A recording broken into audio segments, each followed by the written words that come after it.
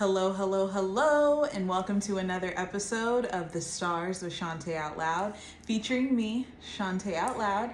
Today, we're going to talk about April 2024 astrology.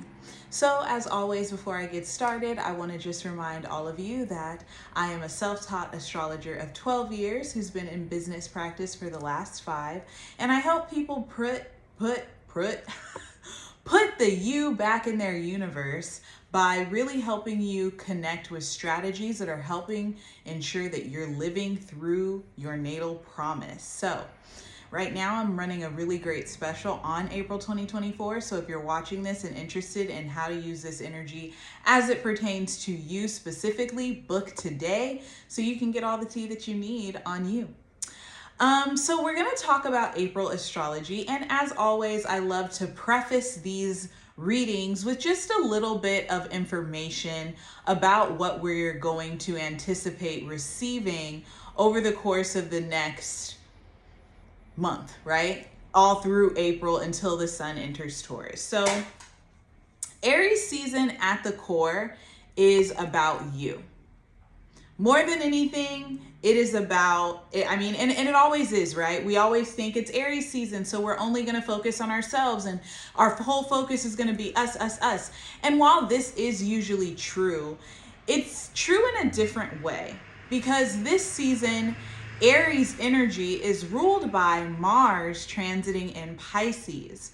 And so whenever we have a planet in a detrimented sign, i.e. Mars in Pisces, kind of being the ruler of an exalted sun planet like Aries, we are feeling a little bit taken aback energetically. And that's because with Mars in Pisces, we're really being forced to come to terms with cycles that we are invested in, cycles that we are perpetuating, cycles that were here long before we came and possibly could continue if we don't stop and do something. And so what we are having to focus on is how we want to choose to direct our energy. Are we going to move into new opportunities, or are we going to kind of cling on to fear or cling on to lack and not get ourselves where we want to be in terms of our future plans and goals, which in the North Node in Aries and all these planets in Aries are asking us to go for it, do it, work from your root, right? And really lift yourself up and just be penetrative and push.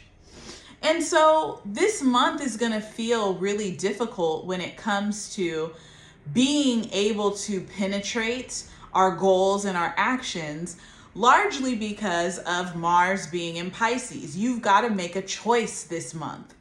And I think it's like the astrology is always about choices, but like this month, what are you willing to do? I think I asked that the last couple of months, but like what I think even more this year is Aries season is what have you done for you lately? And not just like enjoying going to get your nails done or, going to get a massage. I mean, literally, when's the last time you interrogated yourself about why you don't do what you need to do or why you are not where you say you want to be? And those are hard questions to ask ourselves, right? We're like, shit, I guess if I spent a little bit less time scrolling Instagram, watching people make money, I could maybe be further in my own business. Or maybe if I took some time to just get away from all distractions, I would come and listen. I'd be able to hear my inner voice more and recognize that I'm doing things that aren't aligned with my true purpose. This is a large part of some of the frustration that we're already seeing brewing as Mercury is stationed retrograde or preparing in its shadow period, preparing to station retrograde in the next couple of days. We're seeing a lot of people feel some type of way about their own choices or their own things that they were not in charge of adequately.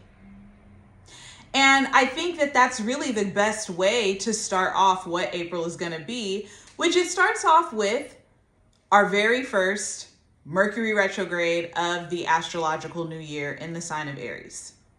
And Mercury retrograde in Aries is hard because Mercury is going backwards, so it's forcing us inward. So for that quick, fast moving, kind of sharp tone, Mercury and Aries edge is going to be turned inside.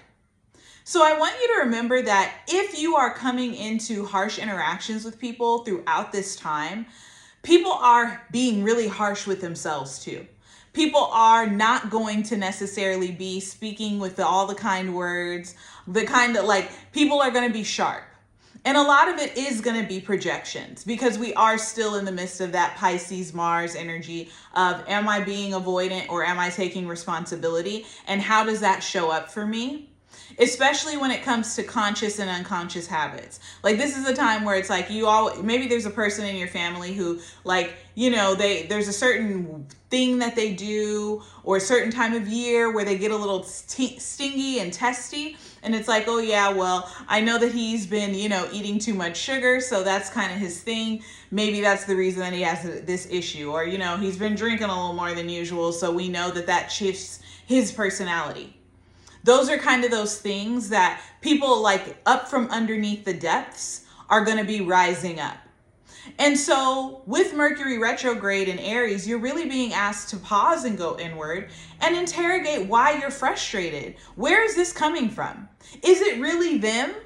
Is it really that thing? Or is it in here that you are really feeling this frustration that you need to get out? Mercury retrograde in Aries is actually a wonderful time for reaffirming workout patterns and starting a new lifestyle choices about movement. Just try not to overdo it.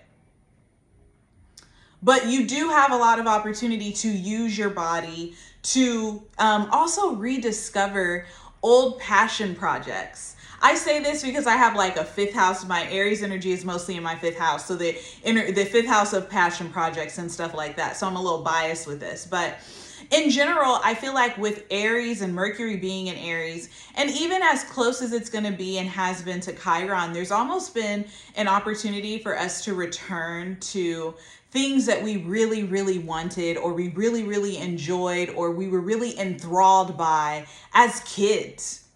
For some of us, this will feel like an energy that needs to go back to the very beginning. And that's Aries, the very beginning, right? Maybe you were a kid who really wanted to read because you really wanted to become this prolific writer, but your parents were like, nope, you're going to play sports. We got you in soccer. We got you in field hockey. We got you in everything. You have very little time to read for pleasure now.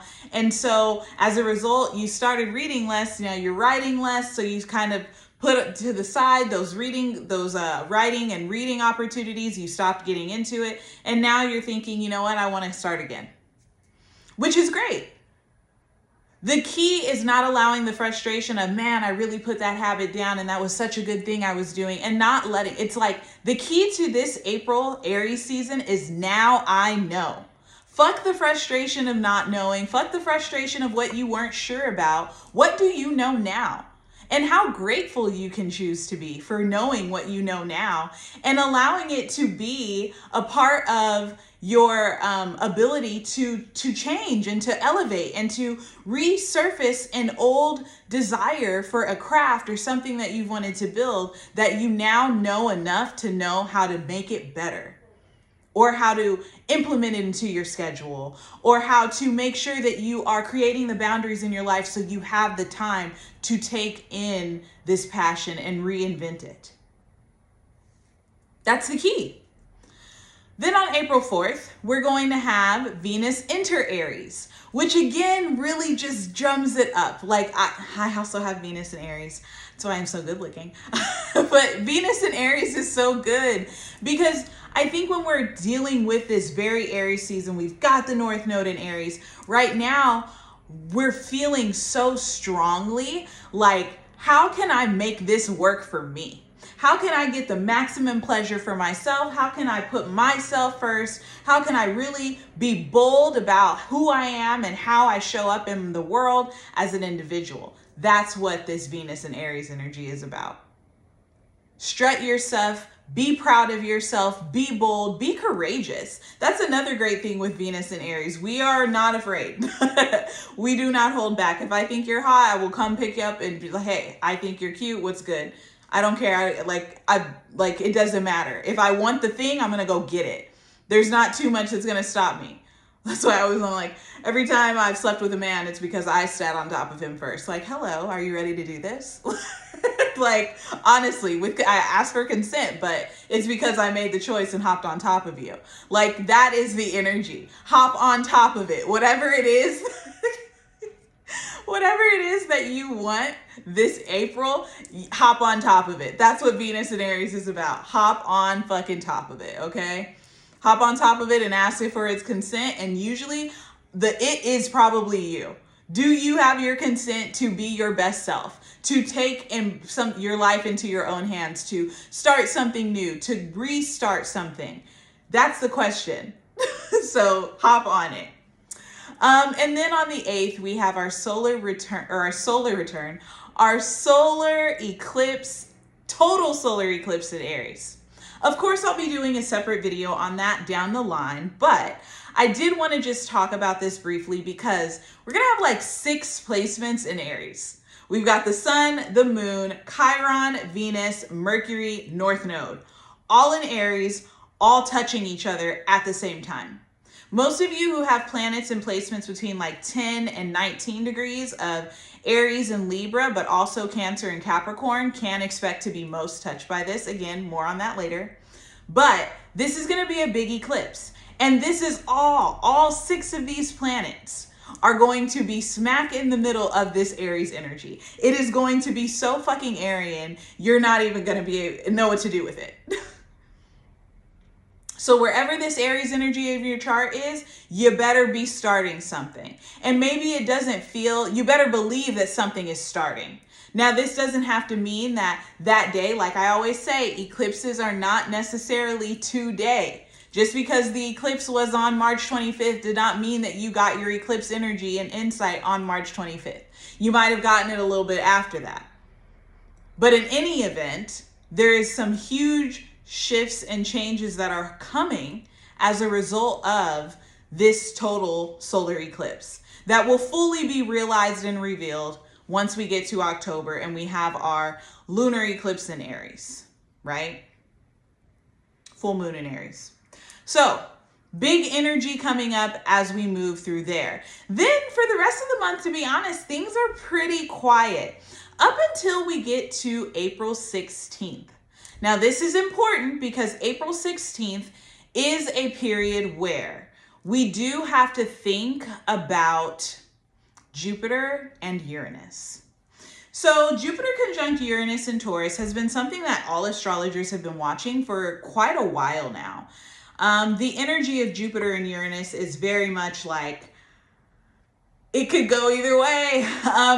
Jupiter and Taurus has been rough because we all were like, Jupiter and Taurus. Most people were like, woo, Jupiter's in Taurus, more money, more food, more sex, more resources. And it's like, people are having less sex than they've ever had. The layoffs are fucking all over the place. We can't get food, and the food that we're getting is not any good. Like, the list goes on and on for all of that. Jupiter is also loss. Big gains, big losses, guys. People always forget about Jupiter and loss. So in terms of thinking about this, we have to stop and consider what it might mean for us to come into contact with this level of loss as it applies to Uranus, which is radicalization, shifts, and changes. Sudden shifts, usually of a revolutionary nature, and certainly in a political way. So I do wonder if we're going to find out there's some major loss of money, some major loss of stability, or some major loss of our ability to acquire resources in some capacity. Most astrologers, myself included, believe that this is going to be on pattern with some weird weather stuff. So please be mindful of the weather patterns wherever you are in the country or in the world. Because Jupiter and Uranus are coming together, it is hard to call it. It could be that all of a sudden there's massive, weather catastrophes at one time. It could be a master or a major catastrophe of weather in one place specifically. But in any event, it's really weird. Now, on a personal level, some of you might be stepping your bag up. Like Jupiter and Uranus could be just what the doctor ordered if you're waiting or have been waiting for a job, if you've been looking for opportunities to experience some form of expansion financially. This could be it. If you've been looking to finally get your home, this could be it. Like, there are some opportunities, but because it's Uranus and Jupiter, it's just like, it could go either way, babes. So take care of yourself. Now, when we get into the 19th, the sun will enter Taurus. So the sun in Taurus will be ruled by Venus in Aries, which I think is really good for this energy to start off Taurus season, really encouraging us to be about ourselves and continue to push. You know, the way we look at the zodiac signs, when we move from one sign to the next, this Aries season and this Aries energy being so much about beginnings and being so much about a new awareness of a new you. And when we shift into Taurus, we're really taking that Aries energy, because most of Taurus season is going to have this Aries energy in some capacity ruling it. We're really being called to ask ourselves, like, okay, so now that we've got this built up in ourselves, how do we stabilize it? How do we ground that energy and make it a routine? Make it something that we can count on, right? How do we turn it into a little bit more Taurus, okay?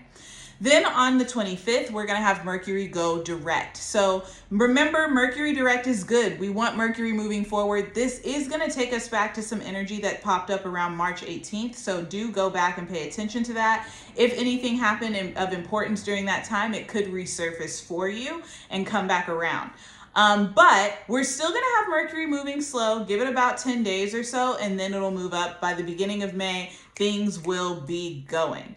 And to that point, let me just break off and say, before I kind of end this, so much about April, when I was picking up the energy, I was like, okay, March is about the setup, right? I'm figuring out what I need in March and I'm getting a lot of information in March. And now that I have all this information, as I've come into April, I'm supposed to be putting the pieces together. Okay, I learned this. What do I need to get rid of? What do I need to implement? Where do I need to place this, that, and the other?